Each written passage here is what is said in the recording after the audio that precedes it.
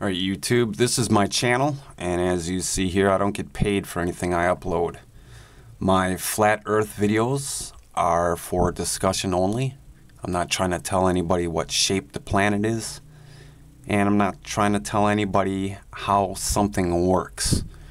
I'm making them to ask questions about things that I find interesting, and I love hearing people's responses. Now, for those of you that want to leave insulting comments, full of F-bombs and stuff, they will be deleted. So if you want other people to read them, keep it civil. Now, I was looking through a few YouTube videos and I came across one on the Red Bull jump.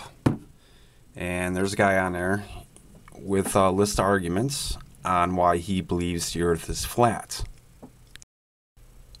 Now, he's got a couple of them on here, but I only wanted to take this one. That's the one I found most interesting.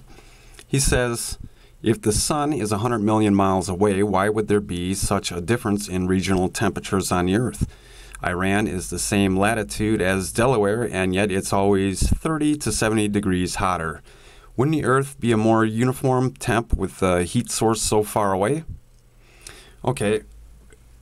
I kind of get what he's saying, and what I wanted to do is make it a little more easier to understand. I mean, well, it's actually 93 million miles away the sun is, but how far is 93 million miles? I mean, I can't even picture that.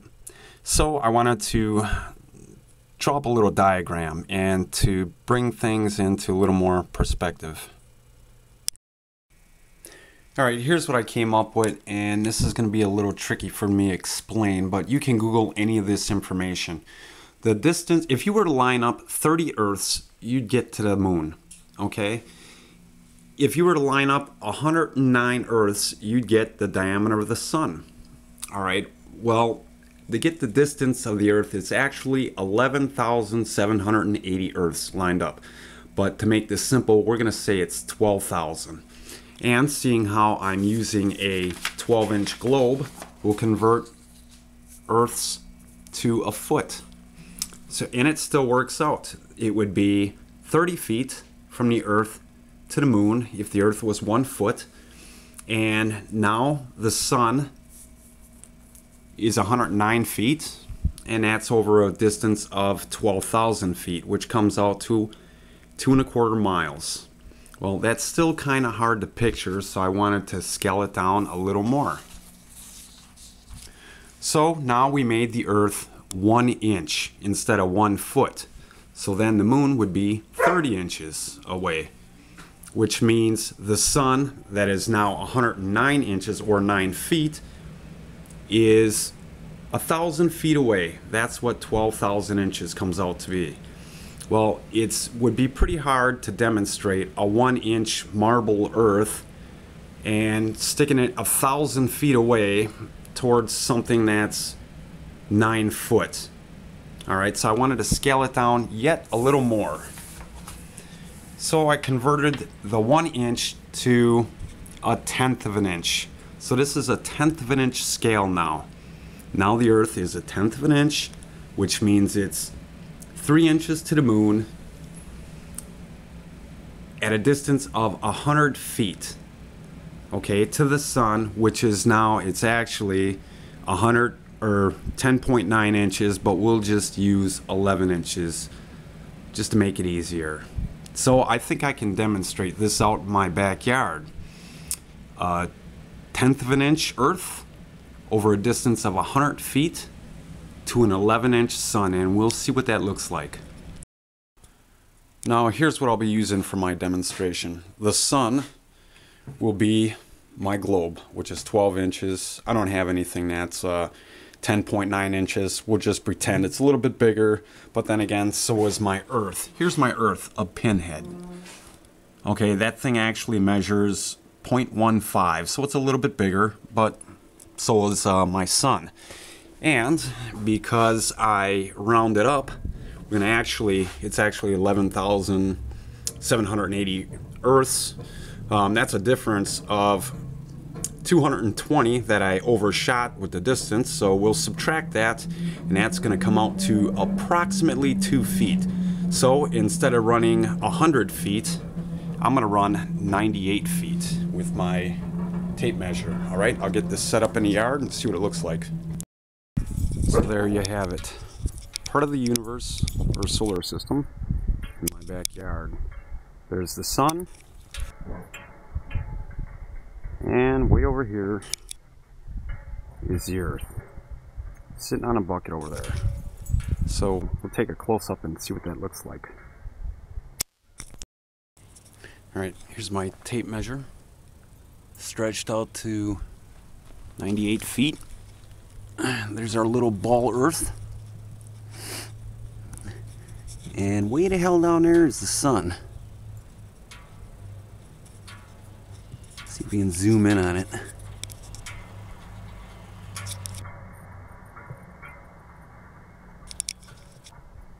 Pretty far away. So my question is, does that commenter's argument hold water? If the sun is only to heat up the very center of that pinhead, being that great of a distance. And here's another view of it, and you can imagine just how insignificant we are as people living on a ball Earth in a solar system. And somebody might want to double check my math on this, because the constant exposure of chemtrails, fluoride in the water, even a toothpaste, not to mention I never got to learn Common Core math, so my measurements might be wrong. Okay, here again we're back in our garage, and you can see once again the considerable difference of the Earth compared to, say, the sun.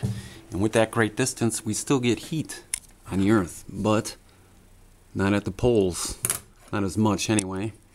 And going back to this other guy's complaint, he says here, he said let's take the difference between Ohio and, say, Alaska, in elevation 900 miles further from the sun, and the sun is millions of miles away, and 100 miles changes our temperatures dramatically?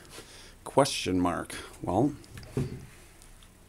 here's Ohio, and say here's equivalent of Alaska. It is higher, and it is further from the sun. But being that small and, say, far away, does that guy have a good point? Or, if you like the scientific version, the Earth is covered with an atmosphere that protects us from the sun. If you check out the temperatures of the surface of the moon and the sun, it's 250 degrees. In the shade, it's negative 240. Well, with our atmosphere protecting us from direct sunlight, in the northern hemisphere, it would be more sheared off, apparently. So which argument do you like better?